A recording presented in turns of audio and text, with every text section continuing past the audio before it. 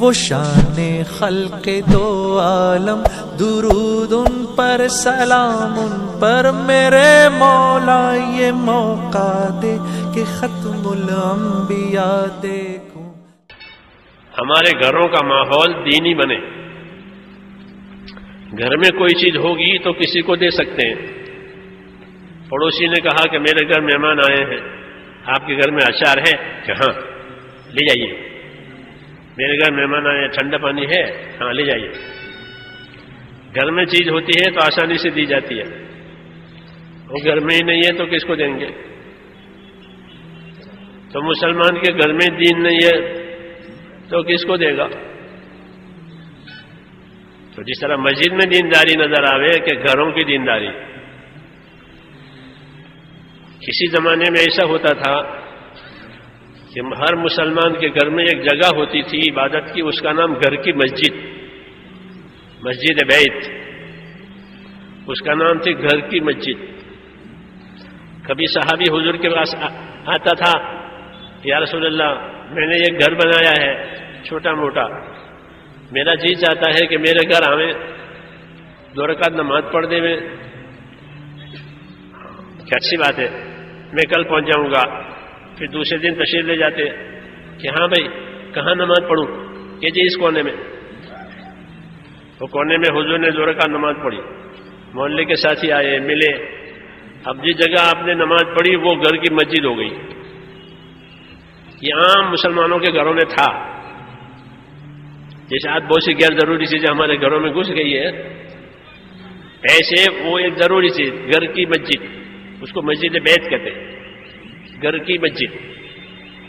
اس میں گھر کی عورتیں عبادت کرتی تھی، گھر کے مرد نوافل وغیرہ دوسری عبادتیں کرتے تھے، نماز باجماعت مرد تو مسجد میں پڑھتے تھے، یہ گھر کی مسجد ہو گئی۔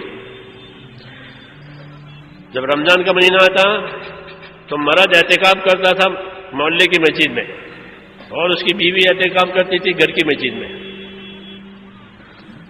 ہمارے فقہا فقہ کی کتابوں میں لکھتے ہیں، تمام فقہ کی کتابوں میں لکھا ہوا ہے، یہ علماء بیٹھے ہوئے ہیں، وَالْمَرْأَةُ تَعْتَكِفُ فِي مَسْجِدِ بَيْتِهَا، یہ لکھا ہوا ہے کہ عورت اپنے گھر کی مسجد میں اعتکاف کیا کرے۔ کیوں کہ ہر مسلمان کے گھر میں چولہا ہے، مسجد بھی ہے، جیسا چولہا ہے ایسے گھر کی مسجد، تو یہ سب کے گھروں میں ہوتی تھی۔ اس لیے فقہا نے عموم سے یہ لکھا کہ وَالْمَرْأَةُ تَعْتَكِفُ فِي مَسْجِدِ بَيْتِهَا، کہ عورت اپنے گھر کی مسجد میں رمضان کے آخری عشرے کا اعتکاف کرے۔ یہ سنت تھی۔ حضور صلی اللہ علیہ وسلم کی وفات کے بعد ازواج مطہرات گھر میں اعتکاف کرتی تھی رمضان کا اپنے گھروں میں۔ تو گھروں کا دین ہے یہ، گھروں کا دین، اس سے اولاد جو ہے دیندار بنتی تھی۔ کیوں کہ گھر میں دین ہے، گھر میں نماز ہے، گھر میں سلام کر کے آتے ہیں، سلام کر کے جاتے ہیں، سنت ہے گھر میں سلام کر کے داخل ہو، اپنے بیوی بچوں کو سلام کرو، تو تمہاری بیوی بچوں میں اور تمہارے محبت پیدا ہوگی سلام کی وجہ سے۔ سلام کا اثر ہے یہ کہ گھر میں سلام کر کے داخل ہو، سلام کر کے گھر میں سے نکلو، تو تمہارے درمیان میں ہو، تمہارے فقہا یہ لکھتے ہیں کہ تمہارے درمیان میں، تمہاری بیوی بچوں کے درمیان محبت پیدا ہوگی۔ سلام کی سنت، کہ سلام کی سنت کا ثواب ملے گا، اور سلام کی سنت گھر میں ادا ہوئی ہے تو گھر میں برکت ہوگی۔ یہ گھروں کا دین۔ گھروں میں اپنے بچوں کو تعلیم دیتے تھے، قرآن کی حدیث کی تعلیم گھروں میں دی جاتی تھی۔ حضور صلی اللہ علیہ وسلم کی بیویوں کے حکم تھا اپنے گھروں میں رہو، تو گھروں میں رہ کر کے جو حکم آتے تھے، جو وحی آتی تھی، وہ اس کو یاد کرتے تھے، یاد کرائی جاتی تھی، پوچھنے والوں کو مسائل کا جواب دیتی تھی۔ تو گھروں کا دین، ان کے گھروں میں دین ہے، وہ گھروں کا دین نکل گیا ہے۔ اس محنت کے ذریعے سے یہ لانا ہے۔ اس کا پہلا قدم گھر کی تعلیم جو آپ نے سنی ہے، وہ اس کی ابتدا ہے، باقی اصل کہ گھروں کا معاشرہ، گھروں کا ماحول ہمارا دینی بنے۔ جن گھروں میں اللہ کی عبادت ہوتی ہے، قرآن شریف کی تلاوت ہوتی ہے، اللہ کا ذکر ہوتا ہے، تو آسمان والے ان گھروں کو ایسے چمکدار دیکھتے ہیں جیسے زمین والے ستاروں کو چمکدار دیکھتے ہیں، اس کا نور ہے. نہیں تو گھروں کے اندر ظلمت آتی ہے، پھر جھگڑے ہوتے ہیں، پھر لڑائیاں ہوتی ہیں، کیوں کہ اندر بے دینی آ گئی ہے. یا ایھا الذین آمنوا قوا انفسکم واہلیکم نارا، اے ایمان والو اپنے آپ کو، اپنے گھر والوں کو دوزخ کی آگ سے بچاؤ. یہ حکم ہے، اپنے آپ کو، اپنے گھر والوں کو دوزخ کی آگ سے بچاؤ. کہ دوزخ کی آگ سے کیسے بچائیں گے؟ حضرت علی آیت کی تفسیر کرتے ہیں، اے علمہم الدین، کہ ان کو دین سکھاؤ، گھر والوں کو دین سکھاؤ، خود بھی دین سیکھو، گھر والوں کو دین سکھاؤ.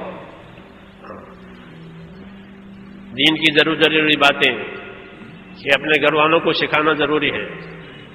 طہارت کے، پاکی کے مسائل کو دوسرا آدمی ہمارے گھر والی کو سکھانے نہیں آئے گا، آپ کو سکھانے پڑیں گے کہ پاکی کے یہ مسائل ہیں، حید نفاس کے یہ مسائل ہیں، غسل کے یہ مسائل ہیں، یہ بتانا پڑے گا. نہیں تو وہ بے خبر ہے.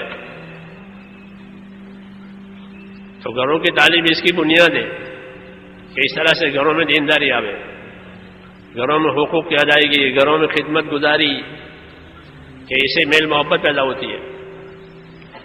یہ کام اس کی رہبری کے لیے ہے کہ ہمارے اندر، ہمارے گھروں کے اندر، بچوں کے اندر دین آوے. امام غزالی رحمۃ اللہ علیہ نے لکھا ہے کہ اولاد اللہ کی امانت ہے. لوگ اولاد کے لیے ترستے ہیں، جن کی اولاد نہیں ہوتی وہ ترستے ہیں کہ دعا کرو ہماری گود خالی ہے، دعا کرو ہمارا گھر خالی ہے، اولاد مل جائے، اللہ اولاد دے. تو اولاد نعمت بھی ہے، لیکن اولاد امانت ہے. یہ اولاد امانت ہے. اس کو کہاں لگایا؟ یہ عبادت کے لیے اللہ نے اس کو پیدا کیا تھا. بیٹا بیٹی عبادت کے لیے پیدا ہوئی تھی.